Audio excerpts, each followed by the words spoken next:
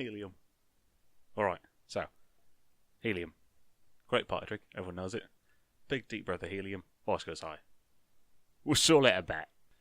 So I'm going to tell you the proper mechanism of what happens when you breathe in helium and it makes your voice go high, is the basic idea of this. So I'm going to go over what a sound is, because I'm willing to face facts. If you're stupid enough to listen to what I've got to say, you probably don't know what a sound is.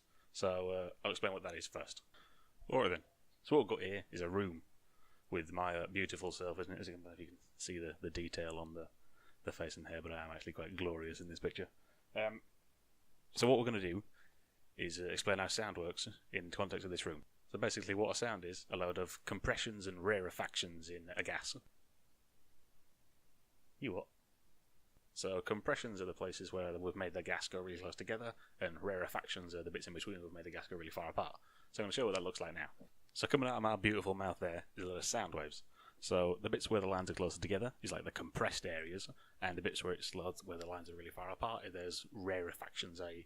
the gas has a lot less pressure in those areas, it's a little bit less dense. And that's the idea behind what a sound is. It's just compressed, not compressed, compressed, not compressed, and depending on how often it is compressed and not compressed depends on what pitch you hear and things like that. So, for example, something that's really high-pitched, i.e. really high note in our ears, there'd be loads of those little lines all next to each other, and something that's really low-pitched would be the lines are quite far apart.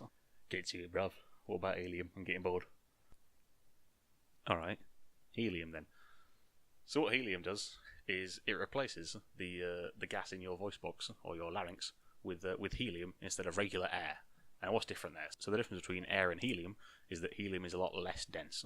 So there's a lot less particles of helium in the same area as there is with regular air. So what that means in terms of sound waves is helium is like water, and then when you go into air, it's sort of like getting through syrup. It's like a really thick, dense gas, is what that means. You've still not got to the point though, bruv. Come on. Let's go on with it. So now I'll go over what happens in your voice box when we swap the air out with helium and what it changes to make it sound all high-pitched. So now we'll change what the box is. Instead of it being my beautiful Adonis-like self, the box is instead anyone's voice box. My voice box, because it's a particularly pretty box. So, no one believes that. It's just me, really, innit? Alright. So the box is now instead a voice box instead of being a room. So a sound is produced within the voice box. It's done by these tiny little muscle cords vibrating back and forth to push the air into these compressions and rarefactions.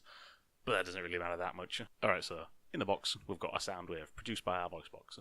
Now inside is when you breathe in helium. So inside that box is just helium. We've swapped out the air with helium.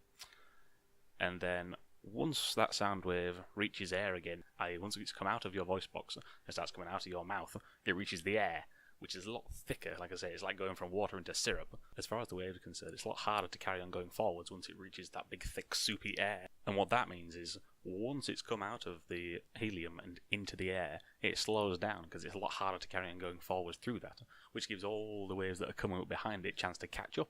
So it compresses them all together. Which, in terms of what our ears hear, is what makes it more high-pitched, because we hear pitch in terms of frequency. So frequency is the more lines crossing a point every second.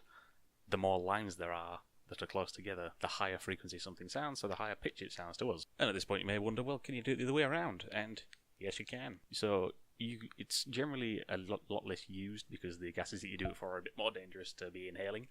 So one of the ones you can use is sulfur hexafluoride. Don't matter what that is, it's a thick gas. And basically you swap the gas that's inside your larynx with something more dense than air, and then the wave that's produced in there, once it reaches the less dense air, speeds up instead of slowing down, and that makes it sound lower pitch because all those waves get to spread out. So here's sort of a visual representation of what that would look like. So inside this time is something like sulfur hexafluoride, one of these big dense gases that makes air go slowly through it. Our voice box produces sounds by vibrating, so that vibrates at the same speed no matter what gas it's in. So it produces the right note, but only for the gas it's in. If all of the air was made up of this more dense gas, sulfur hexafluoride, then when we spoke after inhaling it, everything would sound exactly the same, which is why everything sounds normal in air. But then, so when the sound wave gets out of the sulfur hexafluoride, it gets a speed back up because air is less dense than it. And that makes all those sound waves spread out again, which lowers the frequency, which means you hear a lower pitch. So helium is lines far apart going to lines close together, and something like sulfur hexafluoride is lines close together to lines far apart. And it makes you go from sounding all really high-pitched and hilarious like a little chipmunk, to sounding all low and smooth like Barry White. So yeah, that's how you manipulate your voice to sound differently using different gases.